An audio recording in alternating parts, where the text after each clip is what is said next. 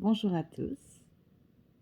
J'avais envie aujourd'hui de vous partager ma première expérience en communication animale. La première expérience que j'ai vécue, même pas en tant que praticienne à ce moment-là de la communication animale, mais vraiment juste en tant que gardienne avec un de mes chats.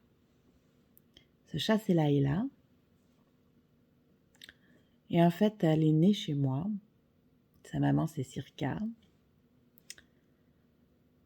Et ça faisait 2 ans que je me battais avec la malpropreté de Layla. Elle faisait pipi dans l'entraide tous les matins.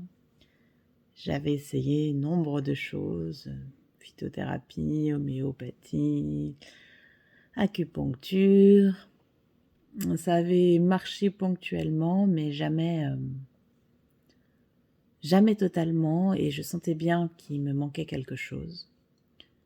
Et surtout, je supportais pas l'idée de pas réussir à la soulager.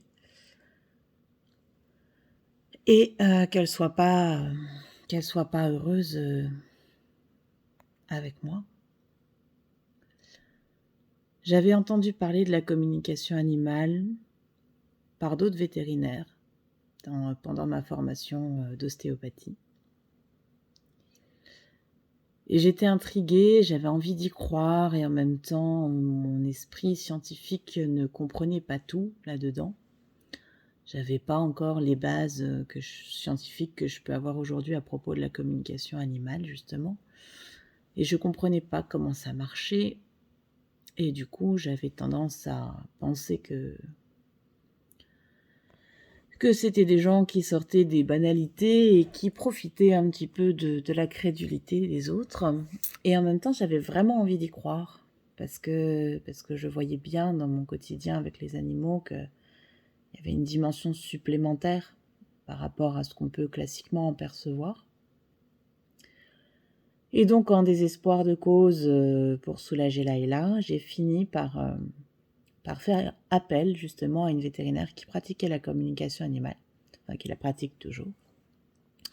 Mais pour faire les choses bien correctement scientifiquement, j'ai choisi une vétérinaire que je ne connaissais pas du tout et qui habitait à l'autre bout de la France, histoire d'être vraiment sûre qu'elle puisse rien savoir à l'avance de mon animal.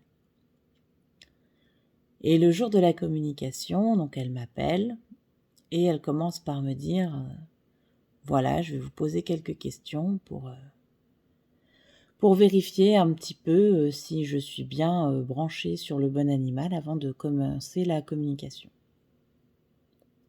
Ok, bon, je la laisse me poser ces questions. Et là, elle commence à me décrire mon intérieur de maison.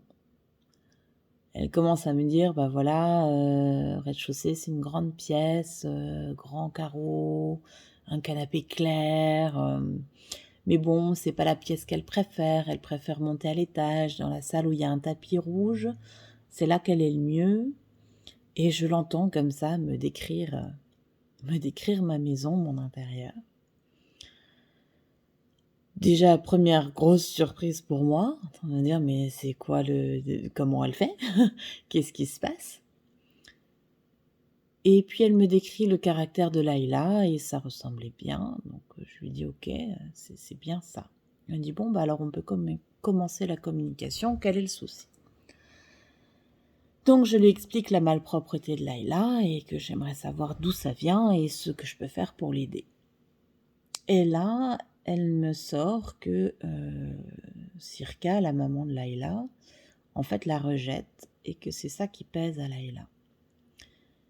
Et que l'année précédente, quand elle a disparu pendant 15 jours, parce que Layla avait disparu pendant 15 jours, c'est à cause de sa mère. Alors déjà, très surprise, parce que je ne lui avais pas dit que Layla avait disparu 15 jours l'année précédente. Et puis moi, j'avais jamais remarqué particulièrement que Circa rejetait Layla. Au contraire, elles avaient été très très fusionnelles au départ, et c'est vrai que je les voyais moins dormir ensemble. Néanmoins, de là à la rejeter, je pensais pas. Et donc je dis: «OK, mais qu'est-ce que je peux faire là-dedans, en fait, finalement?» Et elle me dit: «Non, mais vous inquiétez pas, juste le fait qu'on en ait parlé, vous allez agir différemment et ça va bouger tout seul». OK, bon, 2 ans de ma propreté, ça bouge tout seul, OK, bon, pourquoi pas? On va voir. Et là, elle enchaîne, avec des messages de Laïla pour moi, personnels, et où je sens que ça me bouscule parce que, enfin, c'est des choses qu'elle, elle ne pouvait pas savoir sur moi, et où je sens que déjà, du coup, une fois de plus, ma perception de l'animal est en train, de bouger, et où pourtant je les considérais déjà beaucoup, je les aimais déjà beaucoup, mais où je prends conscience d'une dimension encore, supplémentaire. Et je rentre à la maison et Laïla m'attend derrière la porte d'entrée, chose qu'elle faisait souvent, mais là, il y a vraiment un sentiment particulier, je la regarde différemment. Et d'un seul coup me vient vraiment l'envie de lui parler du coup, puisque je réalise qu'elle comprend tellement de choses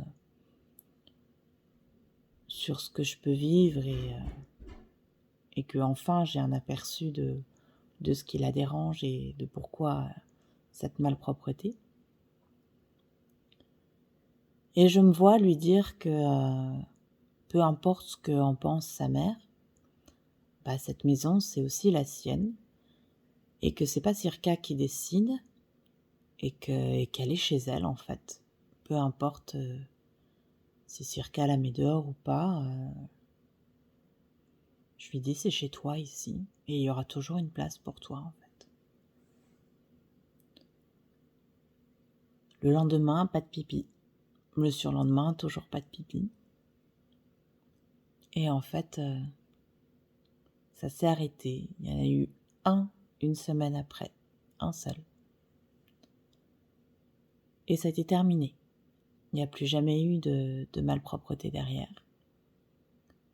Et j'ai eu l'occasion, une fois, de voir Circa courir après Laïla, chose que j'avais jamais vue avant. Et pour le coup, de dire à Circa que, de nouveau, c'était pas elle qui décidait. Cette expérience-là, ça a été ma première expérience où là, je me suis dit, ok, non seulement la communication animale, ça existe, mais en plus, ça marche. Et puis voilà, mon intérêt était piqué. Évidemment, j'avais plus qu'une seule envie, c'était de pouvoir à mon tour communiquer avec eux. Et j'ai eu beaucoup de chance aujourd'hui, puisque cette porte-là s'est ouverte et qu'elle est merveilleusement riche en enseignements, que ce soit dans la relation à l'animal ou même simplement dans notre perception de nous-mêmes, du vivant et de nos relations aux animaux, au monde qui nous entoure et à notre planète. Voilà, c'était l'expérience que j'avais envie de partager avec vous aujourd'hui. Je vous souhaite une très belle journée et à bientôt.